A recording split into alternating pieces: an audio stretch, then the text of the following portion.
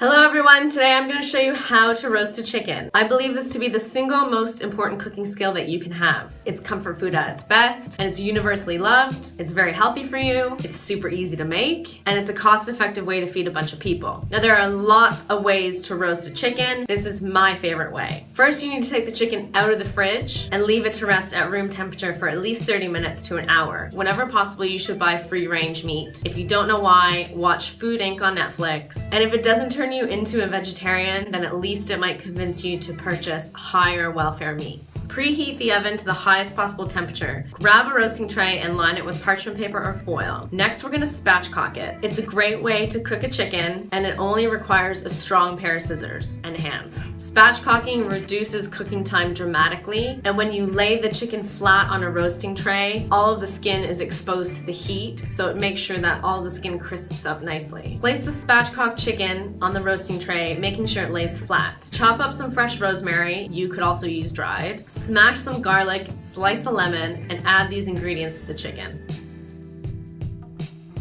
Sprinkle on some oil, add some freshly cracked pepper and salt. Rub all the ingredients in, and don't forget to wash your hands, of course. Place in the top third of the oven, and then reduce the oven temperature to 180 degrees Celsius, 350 degrees Fahrenheit. Put a timer on for 25 minutes. Once the timer is up, pull the chicken out and check the skin around the leg. If it's pulling away like this, it means it's ready. Once it's done, place on a cutting board or a serving platter to let rest for at least 5 minutes so the juices can redistribute. If you cut into the chicken right away, the juices will just flow out and you'll lose some of the moisture and flavor. Then tear into it and enjoy. And that's my favorite, most effective way to roast a chicken. Try it out and let me know what you think. If you're watching this on YouTube, subscribe to my channel to get notified of whenever I post a new video. Thank you so much for watching and have a great day.